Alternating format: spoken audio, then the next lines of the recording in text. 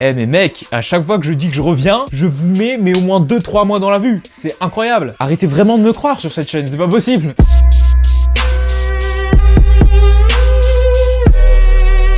Bon, moi les amis, je reviens avec pas que de la merde. Déjà, je reviens avec une théorie bien croustillante et en plus de ça, je reviens avec une nouvelle qualité de vidéo. Oui, je sais pas si t'as vu en bas là sur la roue crantée, tu peux mettre 4K. Ouais, c'est mon petit plaisir. C'est un peu, c'est mon petit plaisir personnel, ça me fait plaisir quoi. Bon les amis, juste pour ça, vous êtes obligés de mettre un pouce bleu. Déjà que vous mettez pas beaucoup forcément de pouces bleus sur mes vidéos animées et séries, ce serait cool d'en mettre. Bon, rentrons dans le vif du sujet. On va parler d'une théorie qui concerne My Hero Academia. Avant toute chose, sachez que c'est une théorie. Et évidemment, vu que son nom l'indique, jamais de la vie ça a été confirmé ni dans le manga, ni dans l'animé. Donc, c'est pas forcément vrai, comme ce n'est pas forcément faux non plus. Et d'ailleurs, c'est une théorie, ce n'est pas un spoil, vu que c'est potentiellement faux. Par contre, cette théorie va s'appuyer sur des faits qui sont passés dans le manga et qui se sont passés dans la saison 3 de l'animé. Donc si vous ne lisez pas les mangas, ni regardez l'animé jusqu'à la saison 3, eh bien je vous prie de quitter cette vidéo, ça va fortement vous spoiler. Mais bref, pour ceux qui suivent My Hero Academia assidûment, eh bien posez-vous, car on va parler de cette théorie. Alors cette théorie, je l'ai découverte grâce à une vidéo d'un américain. Peut-être que c'est déjà disponible en France, je suis désolé si certains d'entre vous ont déjà fait des vidéos dessus et que c'est passé inaperçu, ou bien que vous avez fait énormément de vues et que moi, je suis passé inaperçu à propos de vos vidéos. Et moi personnellement, j'ai découvert cette théorie d'une vidéo anglophone d'un mec qui avait découvert ça lui-même sur Reddit.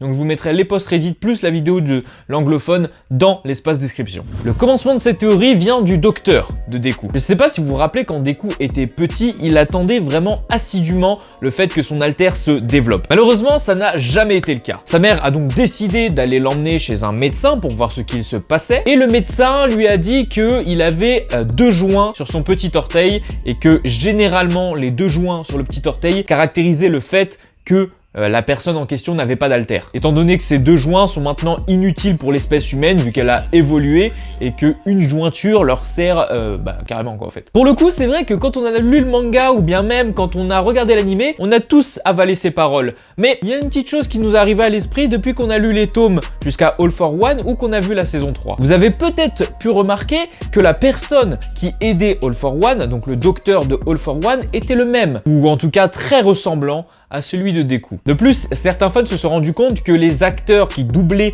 la voix du docteur étaient les mêmes pour les deux. Donc, waouh. Est-ce que c'est juste une coïncidence ou c'est moi là qui... C'est peut-être un complot, je sais pas. Comme vous le savez, l'alter de All for One permet de dérober les alters des autres. Du coup, cette théorie s'appuie sur le fait que le docteur, de sa position, a pu faire en sorte de voler pas mal d'alters d'enfants pour les donner à All for One. Des alters qui peuvent être par le futur très intéressant. Et justement, Deku ferait partie de ces enfants qui auraient été volés. Ce qui revient à spéculer que Deku n'est pas né sans alter, mais que évidemment, ça lui a été volé un petit peu après sa naissance. Tout en sachant que la mère de Deku a des pouvoirs et que génétiquement, dans le manga, quand vos parents ont des pouvoirs, vous avez beaucoup plus de chances de vous aussi en développer. Mais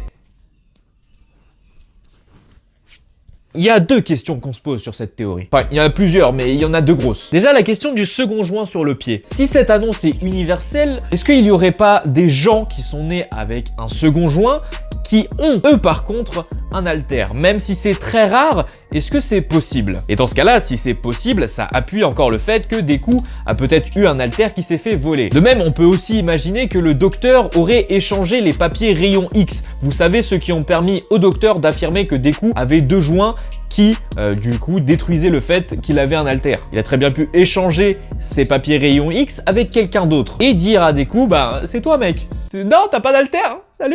Et la deuxième question qui est la plus pertinente, je pense, et vous m'en parlerez dans les commentaires, c'est s'il est né avec un alter, comment a-t-il fait pour ne pas s'en rendre compte? Est-ce qu'un alter peut se manifester sans que vraiment personne ne s'en aperçoive? Mais il y a aussi un contre-argument qui appuie le fait que c'est possible, c'est que le frère de All for One, il me semble qu'on apprend ça dans le manga, pensait lui-même être né sans alter. Sauf qu'au cours de sa vie, il s'est rendu compte qu'il en avait un qui lui permettait de transférer les alters. Par contre, j'ai peut-être un petit peu mal traduit cette partie, parce qu'un alter qui permet de transférer un alter...